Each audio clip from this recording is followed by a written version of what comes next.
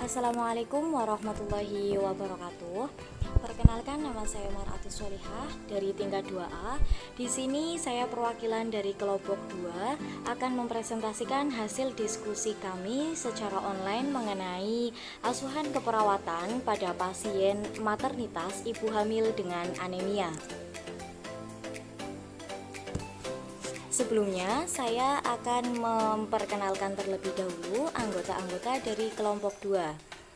Yang pertama, ada Alin Septiani, 2 Brilian Praladiwananda, 3 Hairani Maulita Syakirana, 4 Vita Yohana Abriani, 5 Felicia Api Najla.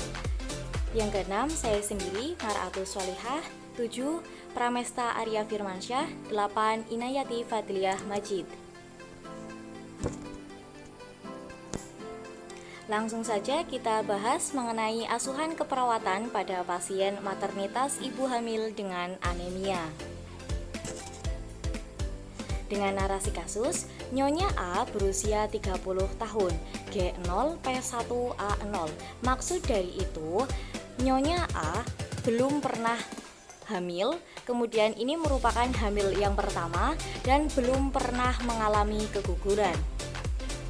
Usia kehamilan memasuki usia 32 minggu. Datang ke RSUD Margono pada tanggal 10 Oktober 2020 dengan keadaan lemah, letih, dan lesu. Pasien juga mengatakan bahwa saat setelah bangun dari tempat tidur, pandangannya berkunang-kunang. Menurut pasien, sebelum datang ke rumah sakit, ia merasakan nafsu makannya menurun dan merasa mual saat makan. Selain itu, pasien juga mengatakan bahwa saat setelah melakukan aktivitas ringan, pasien merasakan sesak nafas. Berbicara mengenai asuhan keperawatan, tentunya langkah yang pertama yaitu kita harus melakukan pengkajian terlebih dahulu. Untuk melakukan pengkajiannya, ada beberapa hal yang harus terpenuhi. Yang pertama, ada identitas pasien, meliputi nama, Nyonya A, usia 30 tahun, jenis kelamin perempuan, suku Jawa, bangsa Indonesia, agamanya Islam, dan pendidikan terakhir SMA. Setelah melakukan identitas pasien, yang kedua yaitu riwayat sakit dan kesehatan, meliputi keluhan utama, yaitu klien mengatakan lemah, letih, lesu, dan berkunang-kunang. Selanjutnya, riwayat penyakit sekarang, yaitu klien datang ke rumah sakit dengan keluhan pusing, lelah, dan mual saat makan. Setelah melakukan identitas pasien, riwayat sakit dan kesehatan, kemudian langkah yang ketiga yaitu tanda-tanda vital atau mengecek PTV. Meliputi tekanan darah yaitu 100/70 mmHg, nadinya 80 kali per menit, suhunya 36 derajat Celcius, kemudian RR-nya 18 kali per menit. Setelah melakukan pengkajian, kita beralih ke analisa data atau data fokus. Untuk data fokus sendiri meliputi data subjektif dan data objektif. Data subjektif bisa disingkat dengan DS, yaitu klien mengatakan bahwa nafsu makannya menurun dan merasa mual saat makan, dan mengatakan lemah, letih, lesu, dan berkunang-kunang. Untuk DO-nya atau data objektifnya, klien terlihat lemah, letih, dan lesu, dan juga terlihat pucat. Kemudian etiologi atau faktor penyebabnya, yaitu kurang asupan makanan. Setelah data fokus, etiologi atau faktornya, kita menemukan problem atau masalahnya, yaitu ketidakseimbangan nutrisi kurang dari kebutuhan tubuh dengan kode diagnosa 00002. Setelah melakukan pengkajian, kemudian analisa data atau data fokus, langkah selanjutnya yaitu diagnosa keperawatan.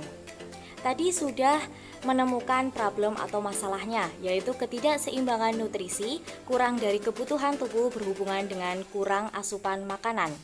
Termasuk ke dalam domain 2, kelas 1, kode diagnosa 00002, Aksis yang pertama, nutrisi, 2. Individu, 3. Ketidakseimbangan, 4. Gastrointestinal, 5. Dewasa, 6. Akut, 7. Berfokus masalah. Kemudian jangan lupa untuk membuat Nursing Care Plan atau NCP. Dalam NCP ini, kita membutuhkan NOC dan NIC. Untuk NOC-nya yaitu status nutrisi dengan kode diagnosa 1004. Setelah dilakukan tindakan keperawatan selama 2 kali 24 jam diharapkan masalah teratasi dengan kriteria hasil. Indikatornya ada 4. Yang pertama, asupan gizi, awalnya 2, tujuan akhir atau hasilnya 5. Asupan makanan, awalnya 3, tujuan hasil 5. Asupan cairan, awalnya 2, tujuan akhirnya 5. Untuk yang terakhir, energi, awalnya 2, tujuan akhirnya 5. Untuk keterangan angka yang terdapat di dalam kolom tersebut, yang pertama, sangat menyimpang dari rentang normal. 2. Banyak menyimpang dari rentang normal. 3. Cukup menyimpang dari rentang normal. 4. Sedikit menyimpang dari rentang normal. 5. Tidak menyimpang dari rentang normal. Setelah membuat NOC, langkah selanjutnya membuat NIC atau NIC, yaitu manajemen nutrisi dengan kode diagnosa 1100. Yang pertama, tentukan status gizi pasien dan kemampuan pasien untuk memenuhi kebutuhan gizi. Yang kedua, instruksikan atau beritahukan kepada pasien mengenai kebutuhan nutrisi. 3. Tentukan jumlah kalori dan jenis nutrisi yang dibutuhkan untuk memenuhi persyaratan gizi. 4. Kaji makanan yang disukai oleh klien. 5. Anjurkan klien untuk meningkatkan asupan nutrisi TKTP, tinggi kalori, tinggi protein, dan banyak mengandung vitamin C. 6. Monitor kalori dan asupan makanan. 7. Monitor kecenderungan terjadinya penurunan dan kenaikan berat badan. Yang kedelapan, anjurkan pasien untuk memantau kalori dan intake makanan. Misalnya, buku harian makanan. Kemudian, monitor nutrisi dengan kode diagnosa 1160. Yang pertama, timbang berat badan pasien. 2. Memonitor adanya mual dan muntah. 3. Kolaborasi untuk pemberian terapi sesuai dokter. 4. Monitor adanya gangguan dalam input makanan, misalnya perdarahan, bengkak, dan sebagainya. Yang kelima, monitor kadar energi, kelemahan, serta kelelahan. Setelah kita membuat NCP, kemudian kita melakukan tindakan atau pelaksanaan yang dinamakan dengan implementasi. Untuk implementasinya sendiri, pada hari pertama yaitu hari Sabtu pada tanggal 10 Oktober 2020 pukul 10 waktu Indonesia Barat. Untuk implementasi yang pertama yaitu melakukan pendekatan kepada pasien dan keluarga. 2. Memonitor keadaan umum. 3. Mengobservasi tanda-tanda vital atau TTV. Kemudian, manajemen nutrisi dengan kode diagnosa 1100. Untuk manajemen nutrisi, yang pertama yaitu menentukan status gizi pasien dan kemampuan pasien untuk memenuhi kebutuhan gizi. Yang kedua, menginstruksikan atau memberitahu pasien mengenai kebutuhan nutrisi.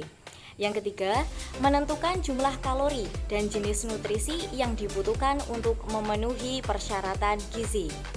Yang keempat, anjurkan klien untuk meningkatkan asupan nutrisi TKTP, tinggi kalori, tinggi protein, dan banyak mengandung vitamin C. Yang kelima, memonitor kecenderungan terjadinya penurunan dan kenaikan berat badan. Tadi itu mengenai manajemen nutrisi. Kemudian monitor nutrisi dengan kode diagnosa 1160 meliputi 1. Menimbang berat badan pasien. 2. Memonitor adanya mual dan muntah.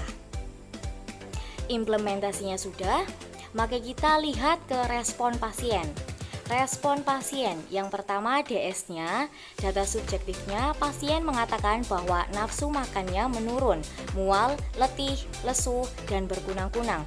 Untuk DO-nya, KU-nya lemah, pasien terlihat pucat dan lemah, dengan tekanan darah 100/70 mmHg, nadinya 80 kali per menit, suhunya 36 derajat Celcius, RR-nya 18 kali per menit. Pasien terlihat kurus dan mata pasien terlihat cekung. Pasien mengkonsumsi makanan yang mengandung vitamin C.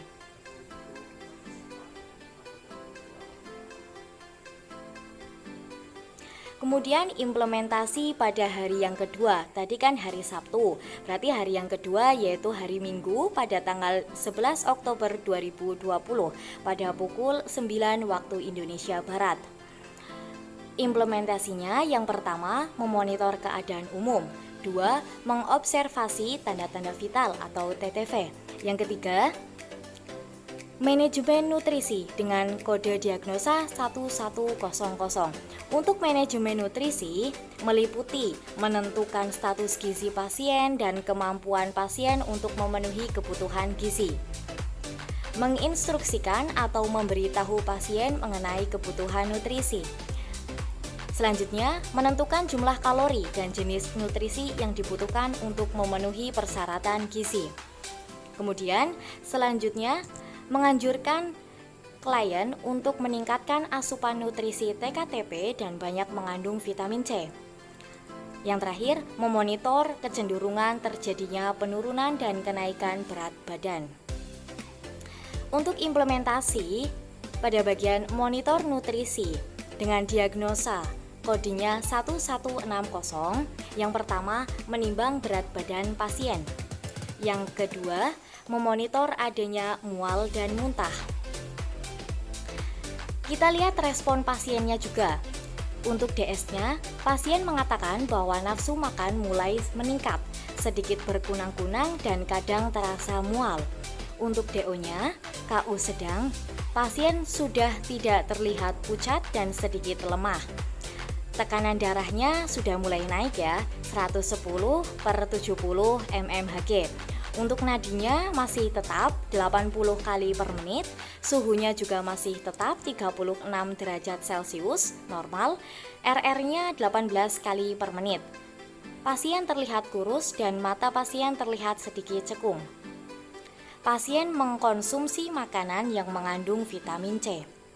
Yang terakhir, pasien sudah terlihat baik. Untuk implementasi pada hari yang kedua, hari Minggu, kesimpulannya pasien sedikit mengalami adanya perubahan untuk menuju ke sembuh. Untuk selanjutnya, dalam membuat asuhan keperawatan, langkah yang terakhir yaitu evaluasi. Untuk evaluasinya harus menerapkan sistem SOAP. S-nya itu subjektif. Langsung saja pada hari yang pertama, hari Sabtu pada tanggal 10 Oktober 2020 pukul 12 waktu Indonesia Barat. Untuk S-nya subjektif, yaitu pasien mengatakan bahwa masih merasa mual, tidak nafsu makan, lemas, letih, dan berkunang-kunang. Untuk O-nya, objektifnya, pasien masih terlihat lemah, pucat, badan terlihat kurus, terdapat cekungan di bagian mata. Kemudian untuk A-nya, yaitu assessment atau analisis. Masalah teratasi atau teratasi sebagian atau belum teratasi. Untuk A-nya ada indikator. Yang pertama, asupan gizi. Awal 2, tujuan 5, akhirnya 2. Asupan makan atau asupan makanan. Awal 3, tujuan 5, akhir 2. Asupan cairan. Awal 2, tujuan 5, akhir 2. Yang terakhir, energi. Awal 2, tujuan 5, akhir 3. Kemudian keterangan angka-angka yang terdapat di dalam tabel tersebut. Yang pertama, sangat menyimpang dari rentang normal. 2, banyak menyimpang dari rentang normal. 3. Cukup menyimpang dari rentang normal. 4. Sedikit menyimpang dari rentang normal. 5. Tidak menyimpang dari rentang normal. Kemudian dalam evaluasi SOA sudah, berarti tinggal P-nya. P-nya itu planningnya. Yang pertama, monitor kalori dan asupan makanan. 2. Monitor kecenderungan terjadinya penurunan dan kenaikan berat badan. 3. Monitor adanya mual dan muntah. 4. Anjurkan pasien untuk memantau kalori dan intake makanan, misalnya buku harian makanan. Ini merupakan evaluasi pada hari Sabtu atau hari yang pertama.